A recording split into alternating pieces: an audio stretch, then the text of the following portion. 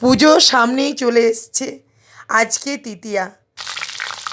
নমস্কার, আমি আবার হাজির হয়ে গেছি নতুন এক রেসিপি নিয়ে। প্রতি বছরের ন্যায় এই বছরও আমি 5 থেকে 6 রকম পদ রেসিপি করে আপনাদেরকে দেখাবো। চলুন, আজকে আমি আপনাদেরকে দেখাবো বাড়িতে কিভাবে স্যাঁউ তৈরি করা হয়। আজকে রেসিপি আমার শাশুড়ি মা তৈরি করছে। তার জন্য আমি 1 কিলো বেসন ভালো করে চেলে নিয়েছিলাম। এরপর এখানে আমি পরিমাণ মতন নুন, জোয়ান গুঁড়ো করে রেখেছিলাম, সে জোয়ানের গুঁড়ো দিলাম, সামান্য পরিমাণে খাবার সোডা, হলুদ গুঁড়ো আর লঙ্কার গুঁড়োটা দেব। আমি আগে লঙ্কা গুঁড়োটা দিতে ভুলে গেছিলাম, সেই জন্য আমি পরে দিলাম, আপনারা একসাথেই দেবেন। আর আমি সামান্য পরিমাণে হিং জলে গুঁড়ে রেখেছিলাম, সেটা দিয়ে দেবো।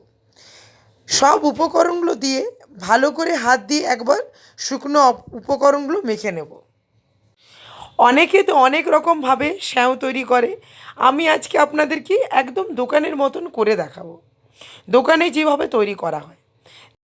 আজকে আমি পুরো রেসিপিটাই উনানের মধ্যে করব। আমি কড়াইয়ের মধ্যে তেল গরম হওয়ার জন্য বসিয়ে দিয়েছিলাম। এইদিকে দেখুন বেসনটা আমার পুরো মাখা হয়ে গেছে। এই রকমভাবে বেসনটা একটু চিটচিটভাবে মেখে নিতে হবে। এরপর একটা ঝাঁঝরি আমি বসিয়ে দিলাম কড়াইয়ের মধ্যে।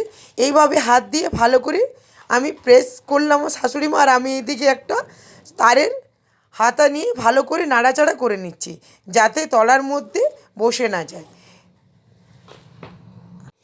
দেখুন, আপনারা তো দেখেই বুঝতে পারছেন, আমি ভালোভাবে বুঝাতে আপনাদেরকে পারছি না, আপনারা ভিডিওটা দেখে ভালো করে বুঝে নিন।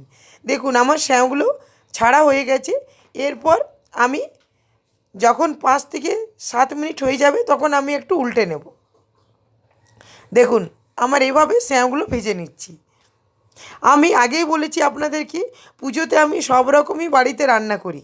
দেখুন আমার স্যাঁগুলো ভাজা হয়ে গেছে। এরপর আমি ঝাঁঝরির সাহায্যে তুলে নেব। বন্ধুরা, এই রেসিপিগুলো যদি আপনাদের ভালো লাগে, প্লিজ আমার চ্যানেলটাকে একটা লাইক আর সাবস্ক্রাইব করে দেবেন। আর অবশ্যই আমাকে একটা কমেন্ট করে জানাবেন এইসব রান্না আপনাদের কেমন লাগছে।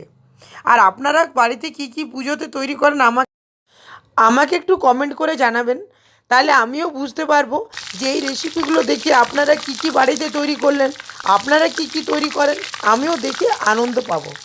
দেখুন এভাবে আমি সব স্যাঁগুলো ভেজে নিয়েছি। 1 কিলো বেসনের স্যাঁউ দেখুন কতগুলো হয়েছে, আপনারা দেখেই বুঝতে পারছেন কত সুন্দর ক্রিস্পি এবং আওয়াজ করছে। আমি আপনাদেরকে হাত দিয়ে একটু গুঁড়ো করে দেখিয়ে দিচ্ছি।